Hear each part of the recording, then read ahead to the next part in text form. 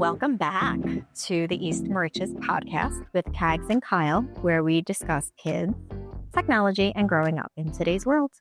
I'm Michelle Cagliano, aka Cag. And I'm Kyle Gordon, aka Kyle.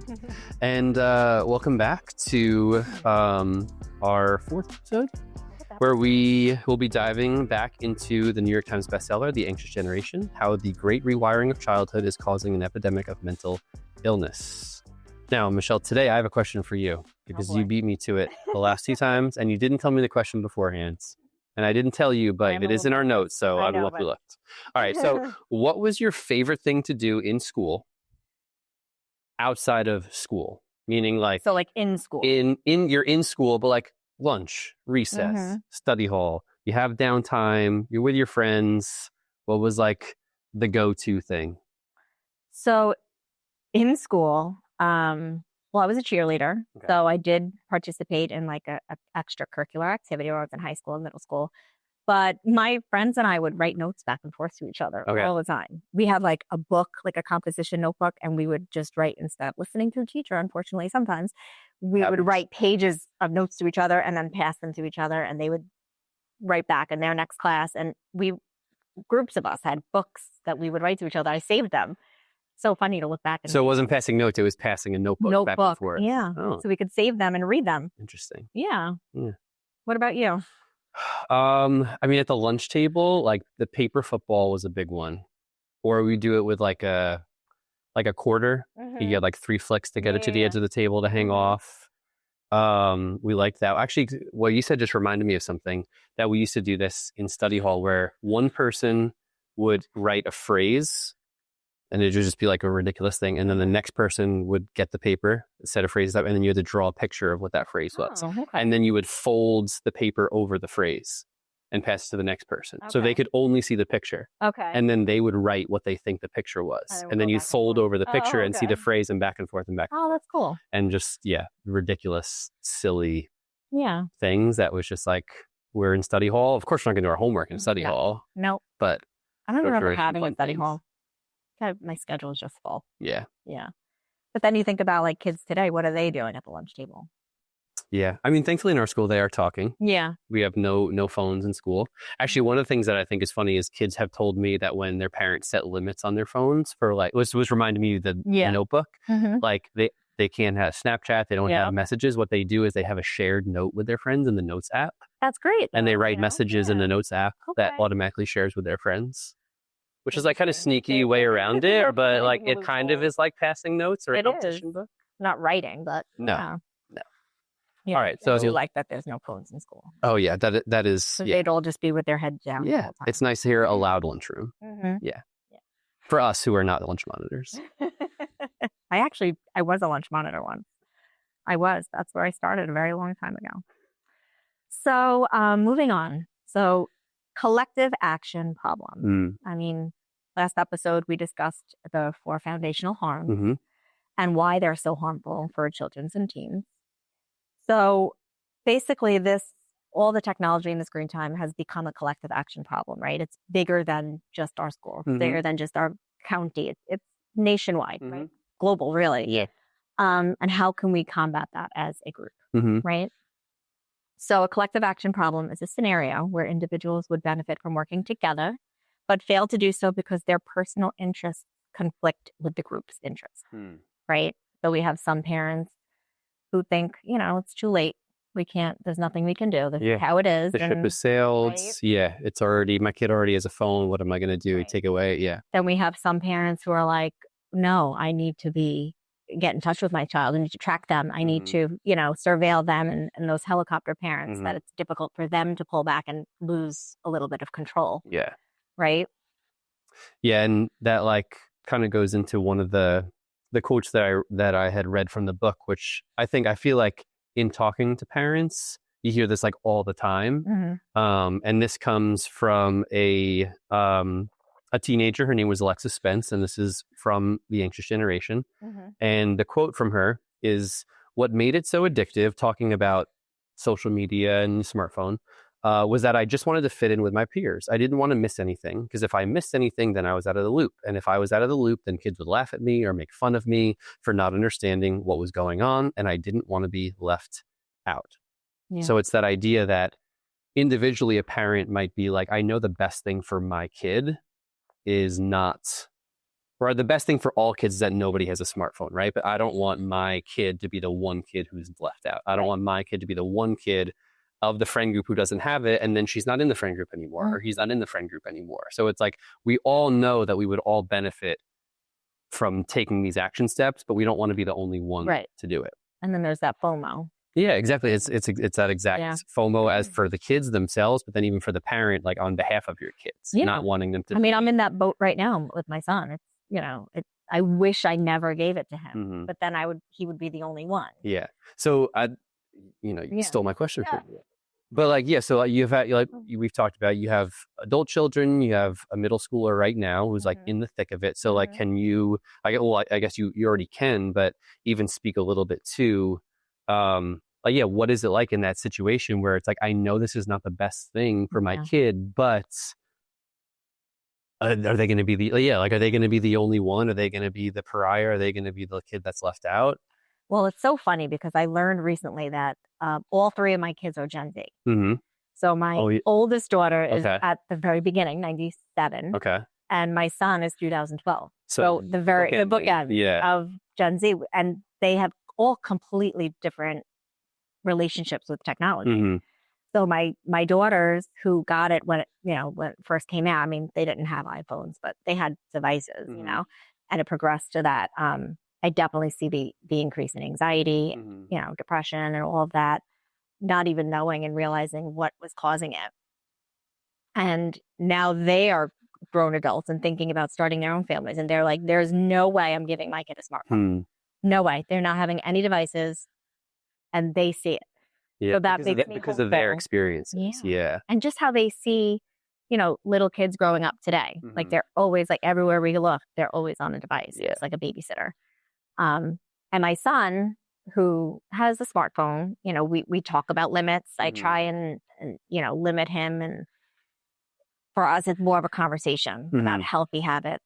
And, he's aware and he's a smart boy. So he gets it, so he knows, like, if he's doom scrolling, he's like, he'll just put his phone down. Like, I can't. Like, he can feel it. He can feel it, and like when he has a hockey game, he knows like 2 hours before the game, he should get off and really focus on what he has to do. Oh, wow. Yeah. Yeah. But it's tough. It's tough because I do wish I never gave in, but it's hard to be the only one. Yeah. Yeah. And it's a tough spot to be in. Yeah. But it's also like, that's where everybody is. Yeah. And that's why this is such a big thing here. Yeah. I think it's kind of interesting. One more thing about that is one of our coworkers, Amy Sanovich, she's a phys ed and health teacher. Mm-hmm. And she earlier this year did a little bit of a lesson on the book with her kids. And she did a survey that she was telling me about, where I may have brought this up in another episode, but in her 7th grade classes, she did a Google form to survey all the kids and had a number of different questions. And one of the questions was along the lines of, she had questions like, would you be willing to give up your smartphone or social media if you have it? Pretty low percentage of kids said, yes, I would want to. And then she said, one of the questions was, if all of your friends gave up social media and their smartphone, would you be willing to do the same? Mm-hmm. And it was like 80% of the kids said yes. Yeah. And it really speaks to it. It's the technology. The technology is addicting, but it goes back to this thing of like, people want community. They want friends. So if the center of the friendship is here, I want to be here, so that kind of speaks to, hopefully to us as parents to be like, well, yes, individually it's hard to be the only one, but that's why these 4 new norms, which we're going to talk about, are meant to address the collective action problem of that. Yeah. So the last part of the anxious generation, the author talks about these 4 new norms, right? The solutions to this problem. How do we overcome the great rewiring? How do we have kids have a good, fun, real world, face-to-face interaction childhood? Yeah. So the first one he suggests is no smartphones before high school, right? Smartphones, as we've talked about, are designed to be highly addictive. They are designed to hijack our brain. Yeah. They understand the psychology of how our brains work, and they design the phone, they design the apps to be as engaging as possible. Yeah. especially to a developing brain that does not have the executive functioning to like really make those decisions. Right. Now, that doesn't mean no phone at all, right? We talked about like having a flip phone or having a dumb phone, like having something to communicate is okay. But before high school, he recommends no smartphones. A laptop is okay. Your kids are going to need maybe for schoolwork, but that is different than a touchscreen that is super responsive to everything that you do, and especially a smartphone in your pocket all the time. Yeah. The second thing he talks about is no social media before age 16.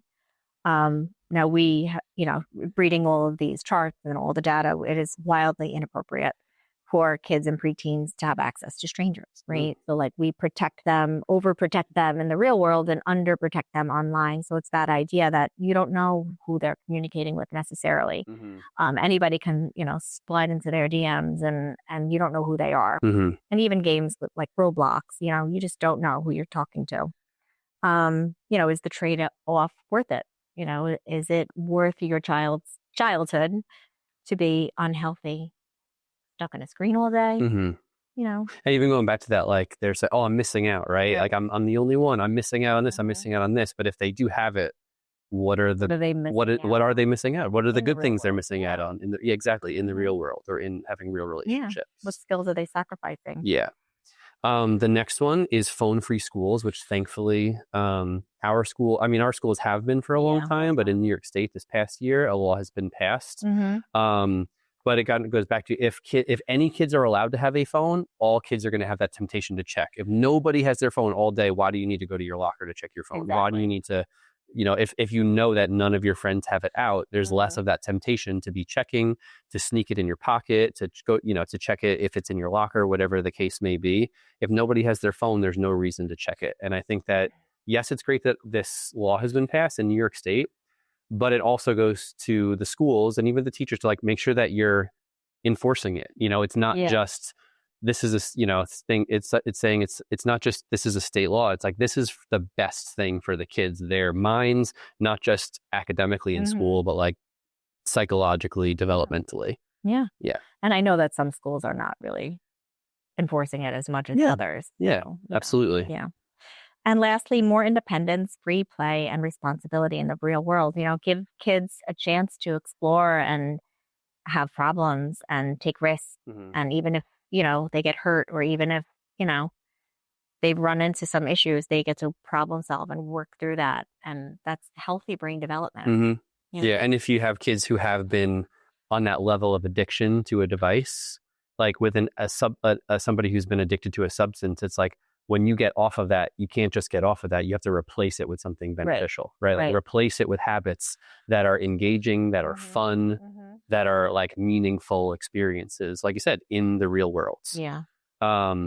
Which leads us to kind of, along those last chapters of the book, he gives recommendations for different ages. So this is like, you're a parent of kids of a certain age. Like, what can I do if I have a toddler? What can I do if I have an elementary school kid, a high school kid? What are some suggestions? So we have some here. So starting, and I'm in the stage, this is birth to age 5. I have a 15-month-old. I should really know exactly. Just over 1, between 1 and 1.5. He's in that age. He's in the, birth to age 5. Birth to age 5. So in this stage, the focus should be attachment, play, and minimizing screen exposure, right? So you want to avoid or strictly limit screen time, especially on something that they can control, which it is so scary to like have my child pick up the phone and it looks like he already kind of like knows what to do because he can see me swipe. You, right? Yeah, that's scary. Yeah. But prioritize human interaction. Another one is encourage unstructured physical play, right? Like they're building physical, gross, and fine motor skills.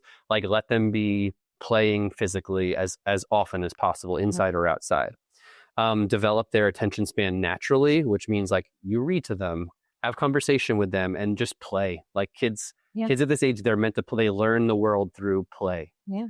And then lastly, building secure attachment, be like responsive face to face. The amount of times that like my son is just playing and does something and looks to see if to see if I'm looking at him, to see if I'm responding to his, what he's doing or what he's seeing, or if there's a page of a book that he loves that I always make a sound in, that every time he opens that page, he lets me. He's like, are you going to make the sound this time? Aww. Yeah. That's what they need,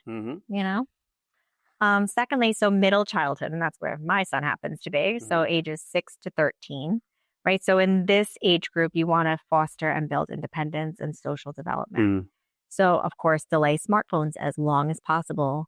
No social media before age, 13, really 16, but have like a burner phone, like a flip phone that they can call you, and you don't have to worry about the apps and the addiction and the notifications, and set up a smartphone. Encourage free range independence. So let them walk to their friend's house. Let them ride their bike down the block. Let them, give them a little bit more independence without adults.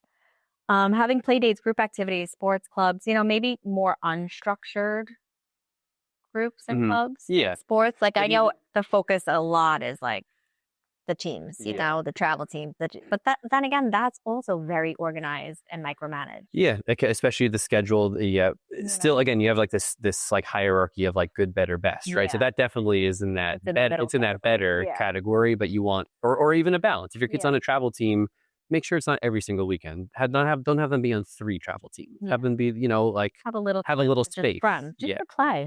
Exactly. Be with friends. And limit gaming and online activity. Keep your devices in shared family spaces. Maybe not have the phones in their bed, in their bedroom when they go to sleep. No computers in there. Have it in a common room. Yeah, and even like you said with your son, of like you have given him a smartphone. It's like, all right, that's happened, but now you're like, all right, I'm not going to just be like, well, he's got a phone, so whatever. Like you have boundaries. You talk about it with him. Like there is structure there. Same thing. It's that like good, better, best. You may be, I wish I never did, but I did. So I'm going to do what I can to make it the best scenario possible. Like the phone is off from this time to this time and you don't have access to anything, Yeah. And then lastly, for teenagers, for adolescents, the focus is gradual independence. So building independence, moving towards adulthood, and structured tech use. So this is the age where you most likely would introduce, a smartphone, responsibly with limits like we were talking about. And making sure that if you do wait, or even if your kid is, 14, 15, 16, and they had a phone when they were 12, like if you don't have limits, put limits on it. If you don't have boundaries in the home about, like you said, times or hours of the day, like you can implement that. We talked about a sturdy pilot changes course. When you get information that changes what is best, like make decisions based on that. And just, like getting your child at that age, I feel like it's good to have that healthy conversation. Like talk to them about the data and what's going on, how they feel when they're on the apps for a long time, and let them kind of come to that conclusion instead of like just being like, no, you can't do this. We're going to limit this. They are at an age where they can can reason and they can argue with you and like have maybe not arguments, but like have a healthy debate of like, tell me how you feel when you've been scrolling for 8 hours. Tell me how you feel when you get 4 hours of sleep as opposed to 8 because you were up. And let's work on this together. Yeah. Which actually goes, create tech boundaries, delay or limit social media use, age appropriate boundaries. We have laws for age appropriate things for all time. We've had that for drugs, for alcohol, for gambling, like because those are harmful to young people. Like we know that this is harmful to young people too. So like it is okay to set limits for your kids. Encourage real world responsibility. Like we talked about, if you take away something that they like to do, we got to replace it with something that's going to be not only beneficial, but worth it for them. This is an age where they can get a job, they can volunteer, they're learning to drive, they are like maybe learning to manage their own schedule, help them solve problems, but like kind of like you said, like independently, if they're 16 years old and they have a job, like, yes, you want to make sure that they're showing up and they're doing that, but at the same time, they have to be able to like make some mistakes and learn from their mistakes. And again, there's a balance there. Like you want to structure it, right? But you don't have to, necessarily micromanage your kid's life. And then lastly, this is probably the hardest, model healthy tech habits and behavior.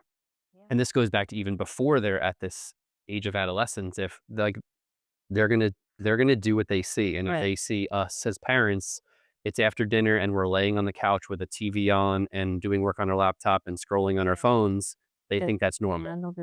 So it's and again, good, better, best. If that's hard for you to do a little bit less, right? Remove it from the dinner table, remove it from the bedroom. Like this is what we do as a family, and work towards that. You don't have to be the model perfect parent of this, right? But model for your kids what you would want them to to be and to do. Absolutely.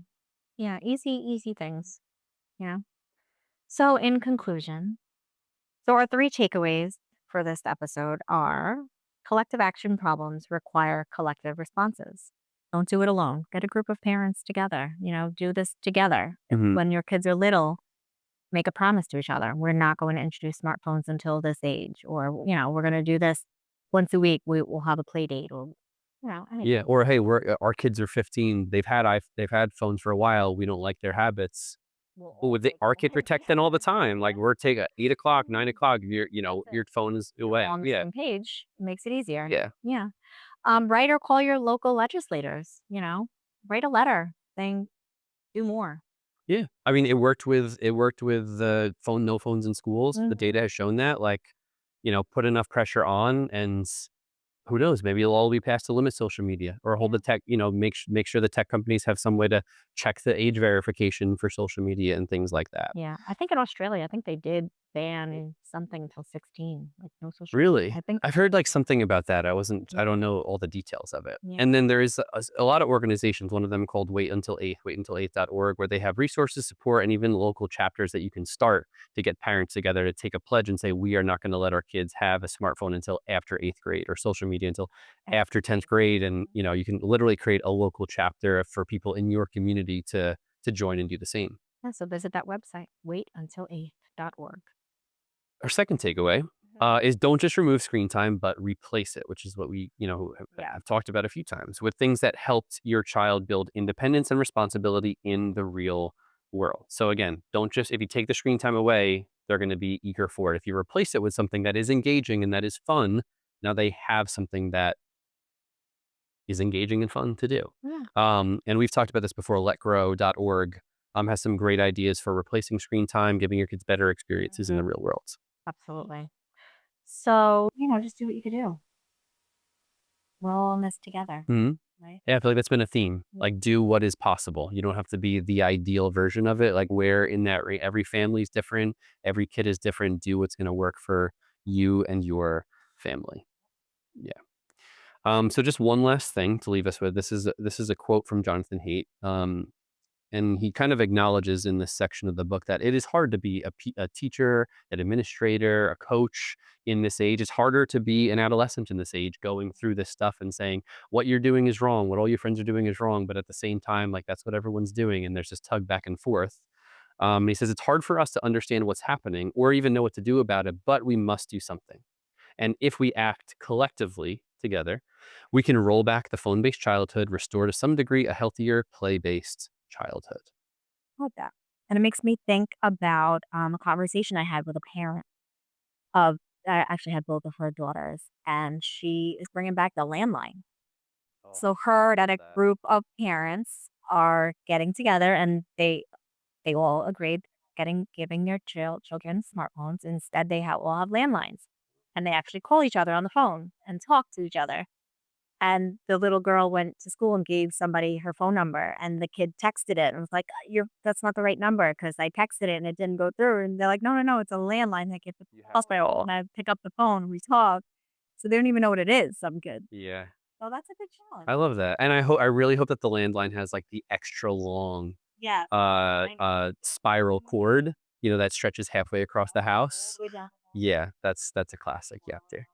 Yeah. Well, thank you to our team that supports us, Chris Ficcaro, Peter Burns, Emily Ike, Dean Middleman, for all their support and helping us set up and edit and all of the great things. And we will see you next time.